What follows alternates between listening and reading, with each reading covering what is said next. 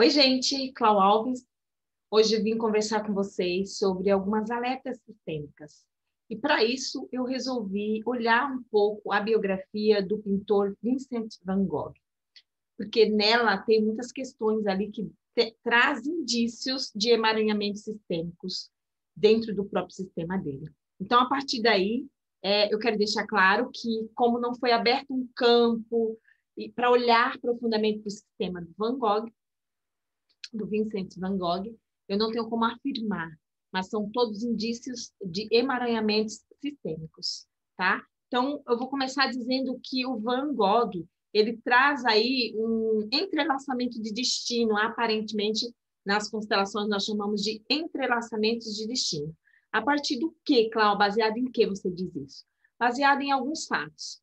O Vincent van Gogh, antes de nascer, a mãe dele estava grávida e um irmão, o primeiro irmão, veio a nascer, mas morreu.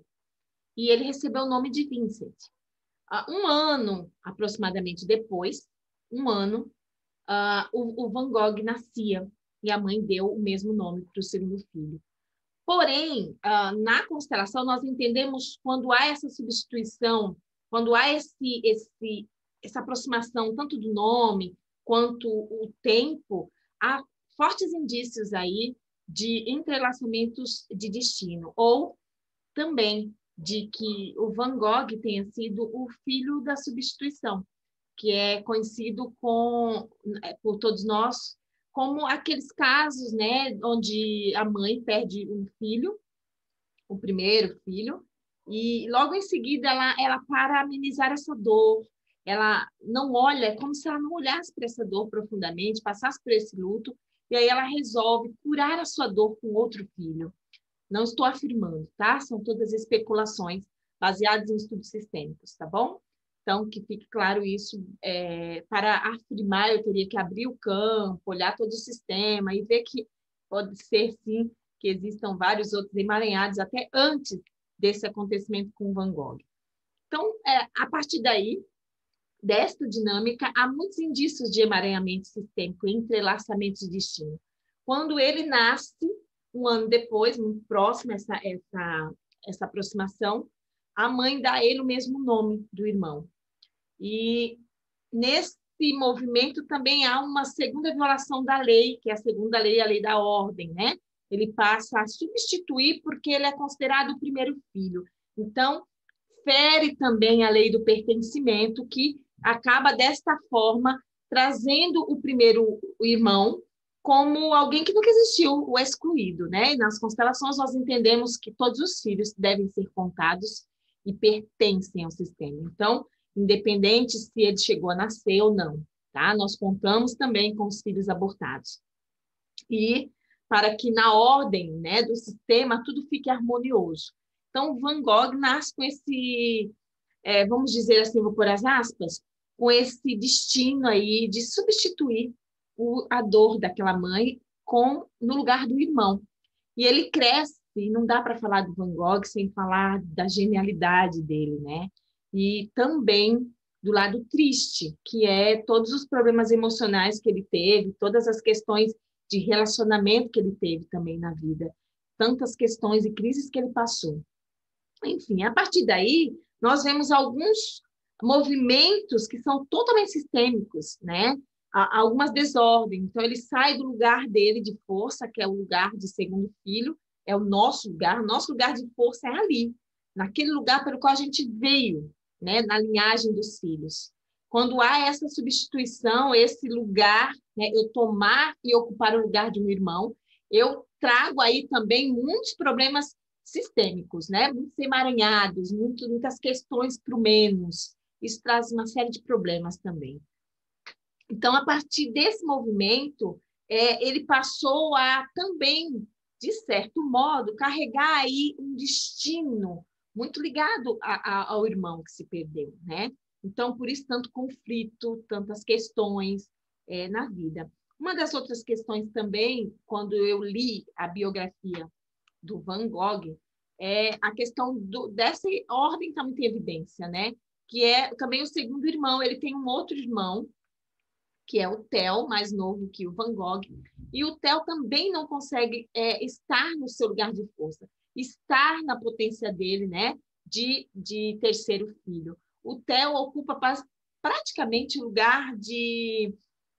Ele é mais novo e ele cuida do Van Gogh, cuida da carreira dele, né? Na biografia nós vemos todo um cuidado, né? O Van Gogh era a prioridade do Theo. E ele tem que socorrer o Van Gogh o tempo todo nessas questões emocionais, nessas crises emocionais que ele tem. Ele passa a viver na função do irmão, sempre cuidando, sempre olhando, sempre socorrendo, sempre era o Van Gogh em primeiro lugar. Então, nós vemos aí uma movimentação de desordem na hierarquia, né? Na ordem dos irmãos, porque quem veio antes tem precedência, né? Quem veio antes deveria assumir esse lugar. Mas o Van Gogh já estava fora do lugar dele, né? Assumindo um lugar de primeiro filho, quando ele era o segundo filho, e o Theo o caçula. E na história, na biografia, nós vemos que o Theo ele passou a assumir literalmente a carreira do irmão, suprir todas as necessidades até que ele fizesse sucesso, enfim, pagava as hospedagens e tantas outras questões para sustentar essa carreira aí que o Van Gogh estava tentando.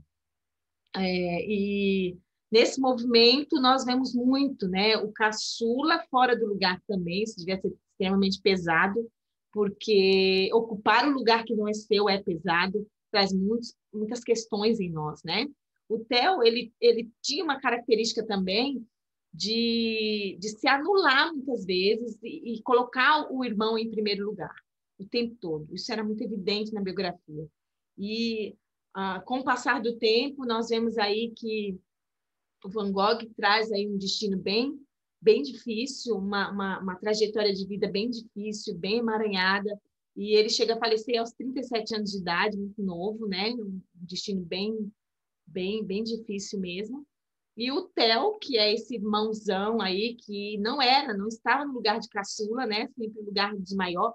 Às vezes nós temos a sensação, quando lemos a biografia, de que o Theo ocupava não só o irmão, o lugar, né, de fora do lugar de irmão mais velho, né, para cuidar do Van Gogh, mas também um lugar aí também de pai, né? Ele assumiu um lugar de pai desse irmão, que era o irmão mais velho, né?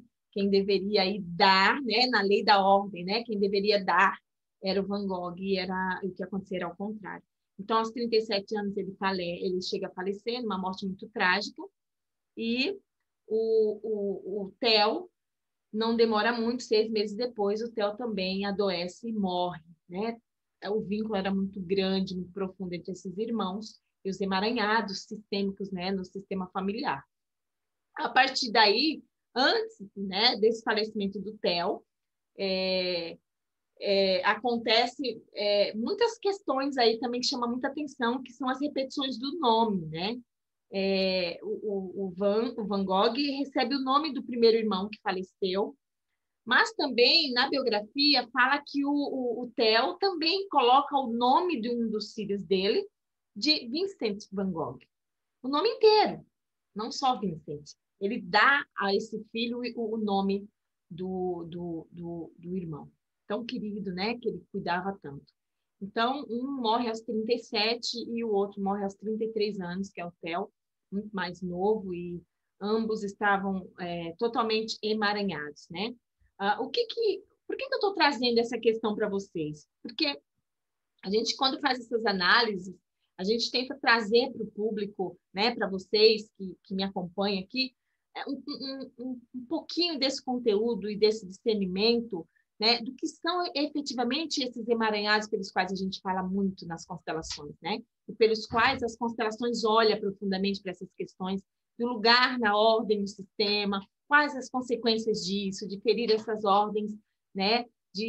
Dessas leis serem violadas, né? A lei do pertencimento, a lei da ordem, a lei do equilíbrio. Então, não há, ali nós vemos nesse sistema muita violação de leis, né? A lei do desequilíbrio, né, entre o dar e o tomar dos irmãos, a questão da hierarquia, né? Todos fora do seu lugar na ordem dos filhos, trazem muitas consequências também. E a questão do pertencimento, ou seja, havia excluídos no sistema, que era, no caso, o primeiro filho, né? E, claro, que se fôssemos estudar a fundo a árvore genealógica desse pintor, nós teríamos aí uma série de informações de que provavelmente esses emaranhados, esses entrelaçamentos de destino, essas questões aí totalmente sistêmicas, não começou no Van Gogh, nem terminou com ele, né? Nós podemos, assim, não afirmar, mas tem vários indícios aí de que isso deve ter vindo muito antes, né? Essas repetições dos nomes. Aí eu preciso falar para você, você deve pensar, Cláudio, então eu não posso dar o nome de alguém do meu sistema para um filho, para um sobrinho, enfim. Olha, depende de como você vê tudo isso, de como é a intenção. No caso do Van Gogh, ele realmente, é muito evidente que ele era o filho da substituição, né? Ele estava ali num lugar de substituir a dor daquela mãe, de substituir a morte daquele irmão e aquele destino tão difícil do irmão. Então, é muito evidente e como ele passa, né, nesse processo de evolução da vida e as questões muito, muito emaranhadas e profundas que nós vemos aí na biografia dele, tem todos os indícios de que havia naquele sistema muitos emaranhados e tinha muito, muito a ver aí com as questões, principalmente dessas repetições dos nomes e dessas substituições, tá? Então, assim, eu que só contribuir com vocês, falando um pouquinho sobre alguns sofrimentos que poderiam ser evitados, né? Porque bastava que tivesse esse conhecimento sistêmico e dar ao Van Gogh o lugar de força dele, né? O lugar de reconhecimento do segundo filho, para que ele não precisasse validar, né, aquele irmão que estava excluído, ou na vida, né, entrelaçar, né, esses destinos difíceis do sistema.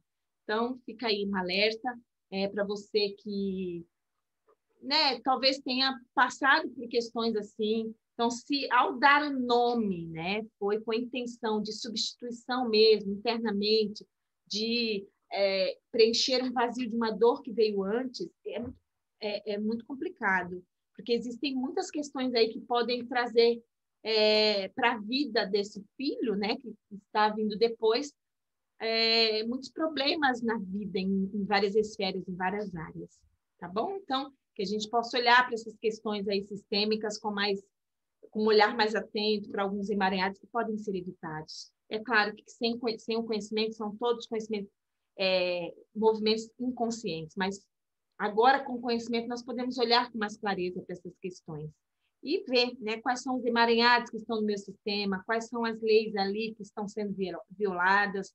Então, o vídeo e o conteúdo é para que eu possa contribuir um pouquinho com você com esse conhecimento sistêmico.